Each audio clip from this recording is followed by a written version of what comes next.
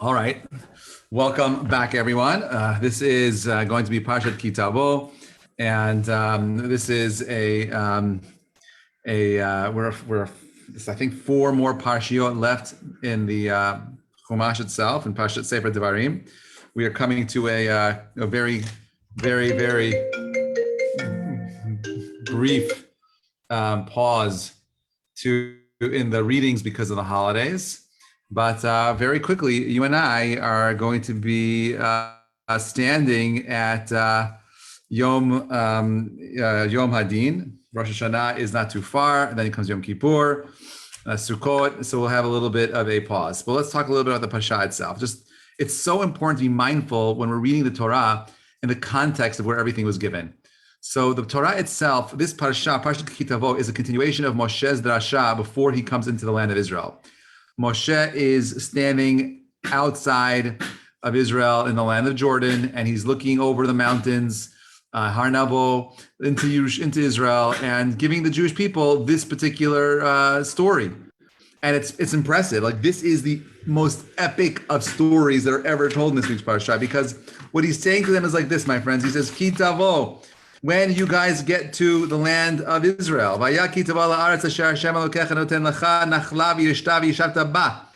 not talking about the dream anymore being in Israel. Remember, this parsha started 40 years ago with the Jewish people in Egypt as slaves with no hope, completely abandoning all possibility of any kind of change. And over here, 40 years in the desert, all the miracles, the giving of the Torah, defeating two of the most powerful armies in Jordan, and now we're literally at the precipice of entering the land of Israel. And Moshe is saying, remember I told you guys that we're going to do this 40 years ago? Can you imagine hearing a story over and over again and not having any real ability of knowing that what this guy is telling us and where he's leading us is actually true? But now he's there, he's saying, guys, it's happening. I'm not coming to the land of Israel. You are. And when you do, the first mitzvah you need to be engaged in is called bikurim.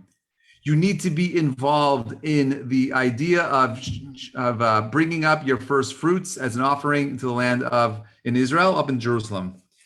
And we do this because it's just to show gratitude, just to show that all the efforts, everything we've done, everything we have is an expression of the divine. Everything comes from Hashem, and therefore we bring the Bikurim as a way of reminding that, you know what, in order for us to have happiness in this world, we need to be grateful for the things that we have. When we're lost in a world of comparing, looking at all the things that we don't have or the things that we should have, we end up despairing. Comparing leads to despairing. When we compare, we despair. How do we bring simcha into our lives? How do we bring happiness into our lives? Well, it's not that difficult. It's very simple, actually. The way you begin is by just taking an accounting of all the things that you have and feeling, wow, I am so lucky that I have what I have. I feel so blessed to have the things that I have. So Moshe is telling them, you're coming to the land of Israel. It's so easy to get lost in a land where material possessions become your goal. No, says Moses, the first thing you do when you have all the things that you have, recognize that, my friend, is a blessing from the divine. That is a blessing from God. And this leads me to this next part over here. The Pasuk says, this is in the Perek Chavav, Pasuk Yudal 26:11 in Sefer Devarim in Deuteronomy. V'samachta b'chol hatov asher natan lecha Hashem Elokecha u'lebeitecha. And you should be besimcha, you should have happiness for all the good that God has given to you in your home, right? What does it mean, v'samachta b'chol hatov? Right? How are you sameach? How does one get happiness with all the things they have? It's when asher natan lecha Hashem Elokecha u'lebeitecha, when you recognize that everything that you have is a gift from the divine. That is when you are able to live in a place of simcha, because otherwise you're going to be comparing. Well, why don't I have all those things? That's not fair. Or you could say, hey, you know what? I don't have these things because God doesn't want me to have them, and therefore I should be b'sameach with the things that I do have. Okay, Pasha continues. And there are 11 curses that are recited in this week's parasha. Okay, they're very, very challenging. There are 11 curses that are given to each one of the tribes. And you should be asking me, well, Rabbi, if there are 12 tribes, why are there only 11 curses?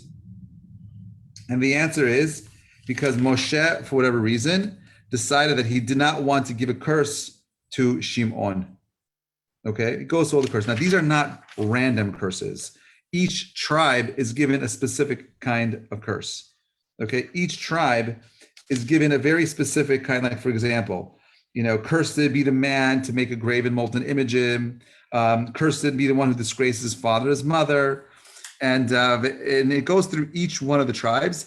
And they would each recite, one of these curses. Right? So you have this curse of creating an engraved images. You have a curse of cursing your mother and your father. Cursed is one who curses his mother and his father, and the whole entire nation responds, Amen. Arur masig gvul re'ehu. Cursed is one who moves his neighbor's boundary. Arur mishageh iver baderech. Cursed is the one who misdirects the path of the blind person.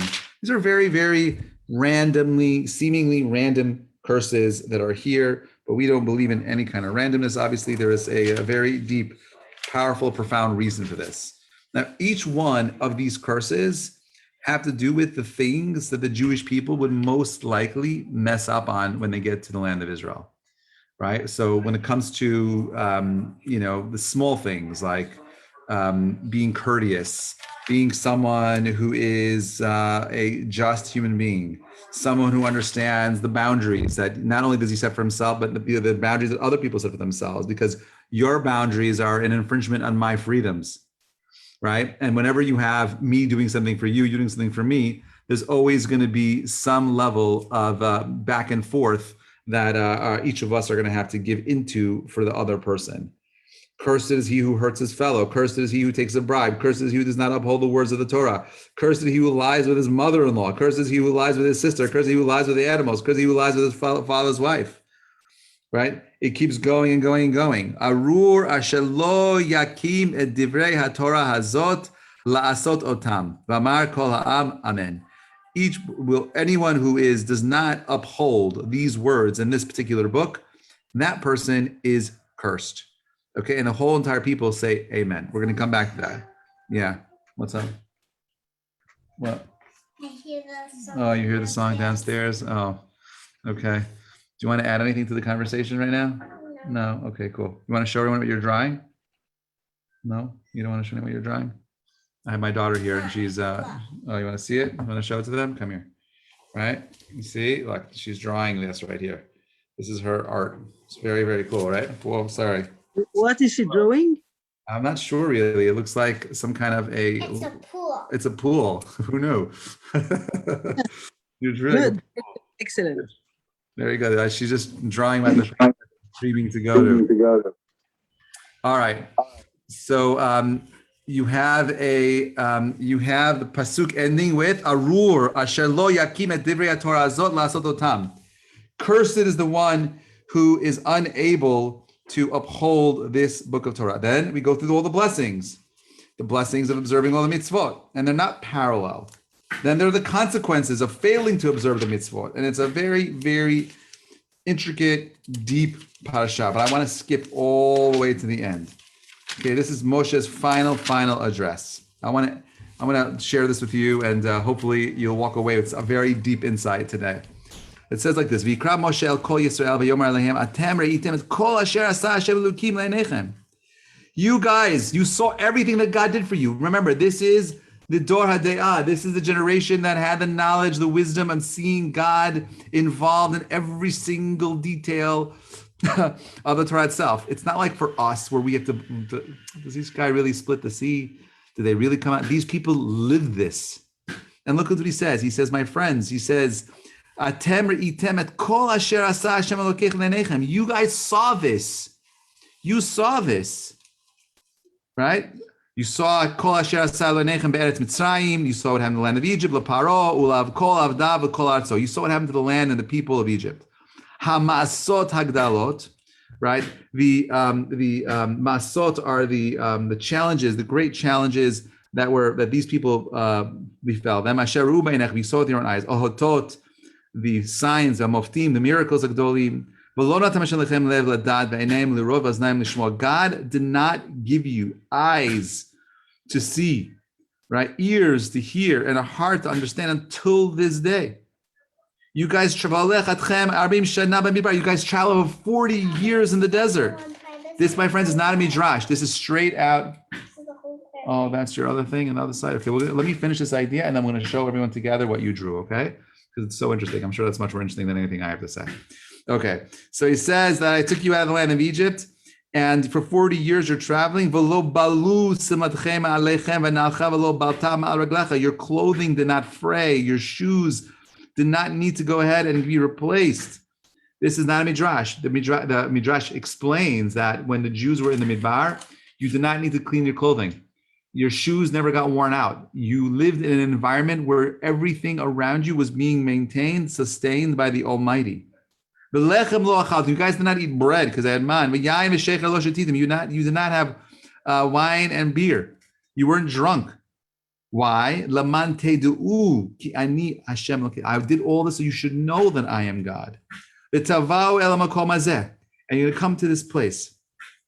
This is Jordan he's talking about. Two major, very powerful kingdoms in Jordan, Sichon and Og. They came out to fight us in war, and we defeated them. We took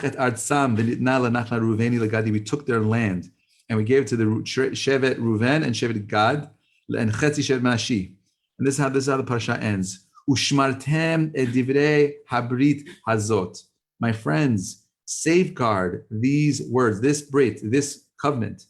And actually don't just watch it, do it. Be proactive. Why? Lama'an taskilu et kol asher ta'asun. In order that you shall be taskilu in everything that you do. What does the word taskilu mean? The word taskil, if you use Onkelus's translation, he says it means tetzlichun, or from the word hatzlacha.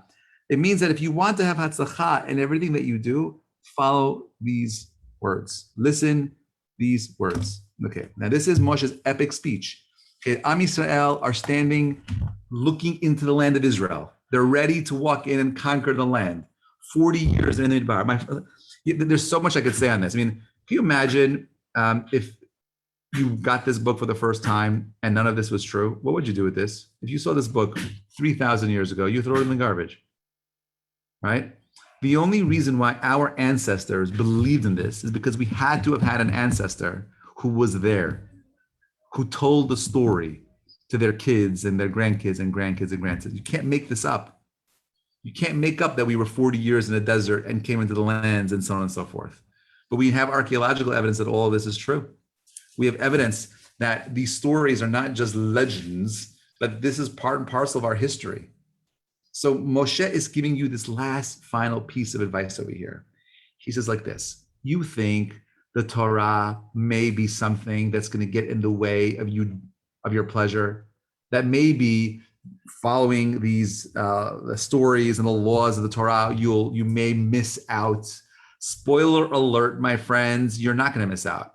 Okay, I didn't grow up with a observant family, but I certainly grew up in a world that taught me that pleasure was about having as much pleasure as I could have anywhere with anyone at any time, anyhow. Okay. And that's not real pleasure. That's counterfeit pleasure. Real pleasure has meaning and depth to it. Real pleasure, my friends. Real simcha. The real stuff of life. Okay, it comes from things that can't be measured in physical, tangible things. They're immeasurable things. So Moshe is telling us, Ushmartem et divrei habrit hazot, when you are proactively working on keeping these commands, doing these things, living like this, keep this covenant. You do this lama'an, in order for you, lataskilu, so that you could have hatzlacha et kol asher ta'asun. He's not saying that, oh, you're going to get, these, what's it called? You're going to get the reward because of in spiritual matters. He's saying something different. He's saying that when you go ahead and you engage yourself in this kind of spiritual growth and development, you will find yourself living a life of true happiness, not just spiritually, but also in terms of your gashmiyut, in terms of all of the spiritual things and all the physical things that you want. They're all interrelated because the Torah itself is a book that gets you to ask the question, what am I doing to be good? Shabbat Shalom, Natalie. What are we doing to be better human beings? How are we growing? Are we just doing the same thing over and over again, expecting different results, which is insanity? That's the definition of insanity. Or are you someone who is a student of the book? Are you someone that is growing? Are you listening? Are you challenging yourself? How are you becoming better? What are you doing to refine your character traits? How are you becoming more sensitive? How are you becoming more kind? How are you becoming more giving? It's not enough to be what you are. You have to become more. Every creature on planet Earth is willing and able to develop and evolve, except for human beings today. Why? We stopped our evolution. We choose how we're going to evolve today because we're so comfortable. When you live in a world of pleasure and comfort, you end up dying on the inside. Why? I'm not saying you should be uncomfortable, but I'm saying that we need to challenge ourselves. The Torah itself is a book that's designed to get you to become a greater human being. It doesn't want you to lose out on the physical world. It wants you to have everything the world has to offer. Have an amazing, intimate relationship, but in the context of a married life. Okay, have all the pleasure. You want to have a beautiful steak? Have a juicy steak. Make sure, though, it's for something more than just, shoving meat in your mouth. You could use it on Shabbat. You could have it over the Si'um. You could go ahead and have people over and guests. You could do things to use all of the physical world in a way that is meaningful. It can't just be about becoming an animal. It's not pleasure for the sake of pleasure, my friends. Ushmartem et kol et divrei Torah abrit hazeh is a way of saying that, my friends, you can have everything the world has to offer, but at the core, where does our boundaries come from? If I gave this kid over here, right? If I gave that kid over there, okay, everything that she wanted, you know what I'd be doing? I, in essence, would be destroying her. I'd be turning her into a pauper, into a charity case. Why? Because she never learned how to do anything on her own. I need to say no. I need to go ahead and say things to her that are, challenging, because I need her to become a bigger human being. It can't just be about her wants and her needs. I don't want her to identify with her urges. I want her to identify with her sechel, with her mind. And she's not bothering. She's not bothering us. We're okay. There's a lot of drama. Anyway, if I create the boundaries, she'll become a human being that recognizes that her choices have to be coming from her intellect, her mind. Ushmartem et divrei habrit hazot. Why do I guard it? Why do I do it? I learned the Torah, so now I have a framework that I use to go ahead and create my own boundaries. Who's creating boundaries for adults? Who tells you what you can't do? You know, the answer is nobody. Because one of the most amazing parts of being an adult is I do whatever I want to do. I go where I want to go. I say what I want to say. I be what I want to be. But my friends, when we do whatever we want and we go wherever we want, we're in trouble. We're in trouble. We need to have some type of source outside of ourselves that's telling us, slow down. There's more. There's more to life than just doing what you want. Ask yourself, Ushmartem et divrei habrit hazot. Why? Don't think, chas v'shalom, that you're going to lose out. You're not going to lose out. I don't feel like I lost out on anything. There's nothing here, any one of you who are listening to this, there's nothing that you haven't experienced that I haven't experienced. There's nothing here. I'm the rabbi. I'm doing it as much as I possibly can, whatever the Torah says. I follow it. I believe in it. I'm a true practitioner of it. Okay, but I'm not losing out on anything. I'm not losing out in any way. And if my wife were here, she'll tell you the same exact thing. Okay, you ask my kids, my older kids certainly would say absolutely. My younger kids still don't fully understand it. But if you are raised in a faith that is a faith that challenges you to reach excellence, which is what Moshe wants for us, you want to find success in all material things, my friends. Ushmartem et divrei habrit hazeh. If you don't, what happens? Arur, Cursed is the one, right? That's what the curse is. The curse is the consequence. The curse is the consequence of not following these words. Listen to what it says over here again. Let's go back, right? Pasuk says,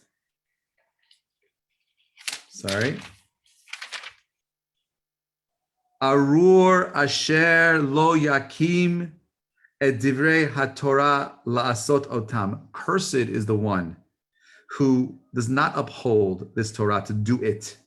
Why is it, what do you mean la'asot otam, to do it? Because the Torah, again, my friends, is not a cultural thing. It's a book that asks us about reaching our personal greatness. Arur, you know what the curse is of not keeping the Torah? The curse of not keeping the Torah is living a life of superficial pleasure, of living a life of superficial happiness, is living a life of a superficial family. The curse of the Torah isn't God coming and cursing you. God's all good. It's a consequence of not using your potential to its fullest. It's a consequence of not being proactively growing and developing yourselves. That is the curse. There's no curses here. There's only the failure of you actualizing your potential. That, my friends, I believe is what Moshe is telling us, that for 40 years, the Jewish people saw this. They recognize that every moment of life is an opportunity for growth and development. It's an opportunity to become a greater, bigger, awesome human being. And when we do this, we make the world a better place. We transform reality into something more. Anyway, I want to wish you all a Shabbat Shalom Mevarach. May God bless us with the clarity and the recognition that every time we put effort into our spiritual development, it translates into having more hatzlacha in our physical things. We should live a life of happiness, of success, and only nachat from one another. Do you want to say anything, my friends? You want to wish my Shabbat Shalom? You want to say Shabbat Shalom? You want to show them? Okay, come here and show them. Come here and show them, and we'll say Shabbat Shalom. Okay, guys, this is Tamima. Okay, she's 50% mommy and 50% daddy. Okay, let's show them your what's it called? Your drawing over here. Okay, this one. Yeah, that one. Okay, so tell us what this is. What is this? It's a lake. It's a lake. One is a lake and one is the pool. How do you know that this is a lake and that's a pool? This is the lake. Okay, and this is the pool. Okay, how do you know the difference? What? That's the way you drew it? Yeah. All right, thank you so much for sharing your beautiful artwork, my friends. We have an artist in the making here. Say Shabbat Shalom to everybody. You don't want to say Shabbat Shalom to all my friends? No Shabbat Shalom? All right, no Shabbat Shalom. We'll see you guys later. Have a good Shabbat, everybody. Shabbat Shalom. Thank you so much for listening. Take care of yourselves. Be well. You too.